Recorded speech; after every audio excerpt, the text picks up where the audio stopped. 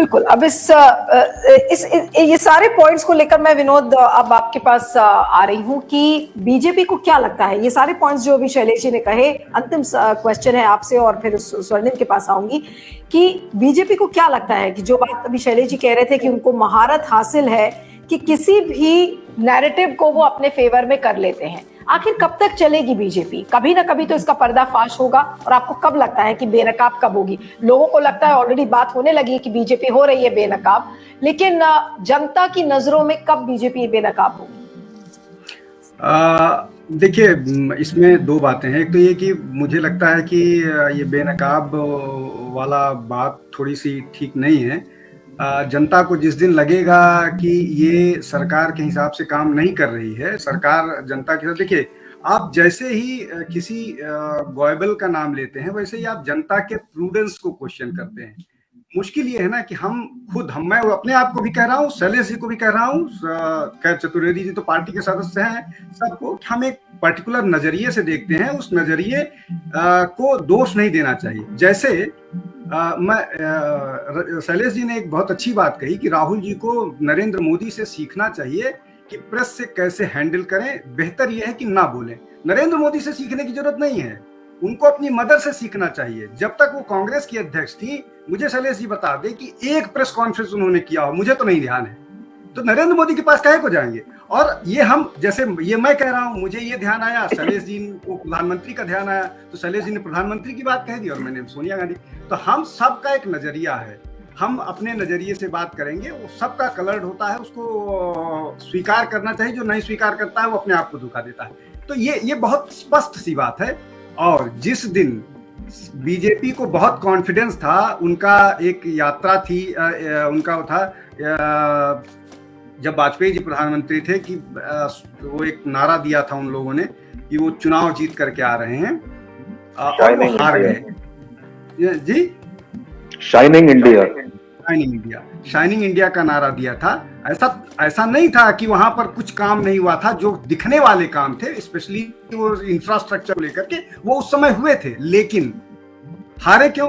हारे इसलिए कि वो बावजूद इसके कि अलायंस गवर्नमेंट में थे, उनको वोट दिया गया था उनका जो हिंदुत्व वाला प्लैंक है, और उन्होंने उसी पर कॉम्प्रोमाइज किया। इसलिए उनका वोटर बैठ गया। वो सब वोट के समय चले गए थे छुट्टी मनाने पहाड़ों पर।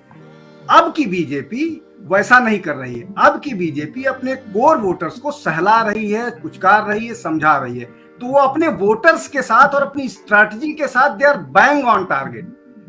वो कांग्रेस के साथ नहीं हो रहा है। तो ये जो सारे उदाहरण हैं, गॉयबल वाला या प्रधानमंत्री प्रेस को नहीं बोलते हैं, ये सारे और अंबानी अडानी वाला, भाई कांग्रेस तो बिरला टाटा के बल पर ही 47 के बाद वो हुई है। गांधी जी तो बिरला हाउस में ही रहते थे। तो आप, ये सारे लेम आर्ग्यूमेंट्स हैं, ये सारे लेम आर्ग्यूमेंट्स है। जनता इसको स्वीकार नहीं करेगी। मैं आपको बता रहा हूं एक बात जरूर, मैं हर बार आपके उसमें डिबेट में कहता हूं, कर्नाटक में बहुत मुफीद स्थिति है कांग्रेस की। उसको कांग्रेस भुना पाती है। तो चूंकि शैलेश जी ने कहा, वो उस पर मैं उनके साथ 100% मैं पहले से ही कहता आ रहा हूँ, कर्नाटक में बहुत अच्छी स्थिति पर है। लेकिन वो अभी राहुल गांधी को बचाएं या कांग्रेस कर्नाटक को बचाएं, ये प्रायोरिटाइज करना पड़ेगा। जी नीलू। ओके, ठीक है। अंत में क्या कहेंगे स्वर्णिम? जो बातें शैलेश जी ने कही और विनोद ने भी जो कही, उसी के रिस्पॉन्स में एक बहुत छोटी सी टिप्पणी, उसके बाद मैं प्रोग्राम को खत्म करूंगी। जी देखिए, बिल्कुल मैं दोनों मान्यवर जो ये बात कह रहे हैं वो सही है। हम बिल्कुल स्ट्रेटेजिक रूप से हम चुनाव की तैयारी कर रहे हैं। हमारा वो एक अलग प्रोग्राम चल रहा है, लीडरशिप डेवलपमेंट से लेकर के सारे जो हमारे सेल्स हैं, चाहे पंचायती राज में काम हो या SC ST माइनॉरिटीज में काम हो, वो हमारा चल रहा है। और उनमें बिल्कुल कोर वोटर्स में घुस करके हम काम कर रहे हैं। बात बिल्कुल सही है, लेकिन हम किसी के पिच पर नहीं खेल रहे हैं। भारतीय जनता पार्टी के नेता आज सिर्फ आरोप लगा रहे हैं, हम उनका जवाब देने के लिए नहीं बैठे। जो भी वो आरोप लगा रहे हैं, उनका आरोप जनता को समझ में आ रहा है कि ये गलत और झूठे आरोप लगा रहे हैं। लेकिन जो आरोप लगा करके जो आंदोलन हम चला रहे हैं, हम सिर्फ आरोप नहीं लगा रहे। देखिए, आरोप लगाना एक अलग चीज होता है, वो ट्विटर पे भी लगता है। लेकिन अगर हम ब्लॉक लेवल से लेकर के हमने अपना प्रोग्राम शुरू किया, हमने एजिटेशन शुरू किया है, और जो आगे अभी आपको देखने को मिलेगा अप्रैल एंड में नेशनल लेवल तक जो हम रैली करेंगे दिल्ली में, उस तक शुरू होगा। वो ब्लॉक से शुरू है, जिले में होगा, जिले के बाद में स्टेट पे होगा, बड़े बड़े प्रोग्राम्स हो रहे हैं। ये सारे जो बातें हैं ये जनता की हैं और बीजेपी सरकार की नाकामियों को लेकर के। देखिए छोटी सी बात है, सब समझते हैं, जब पेट्रोल के दाम बढ़ते हैं तो बीजेपी के 5 नेता आकर के ये कहेंगे, पेट्रोलियम मिनिस्टर नहीं कहेगा, दूसरे मिनिस्टर आके कहेंगे कि इंटरनेशनल मार्केट में दाम बढ़ रहे हैं। अब जब घट रहे हैं तो देश में नहीं घटते, ये आरोप तो हमें लगाना पड़ेगा। हमें विपक्ष की जिम्मेदारी मिली है, इसके लिए हमें लड़ना पड़ेगा।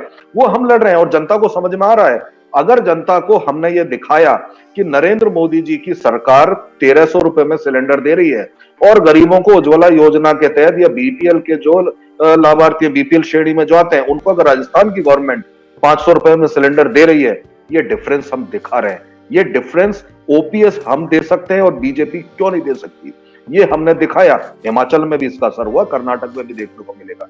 आप कोई भी मुद्दे ले लीजिए, लेकिन जो जनता से जुड़े मुद्दे हैं जिससे जनता को फायदा मिल सकता है वो अब हम करके भी दिखा रहे हैं प्रैक्टिकली, जहां जिस स्टेट में हम हैं।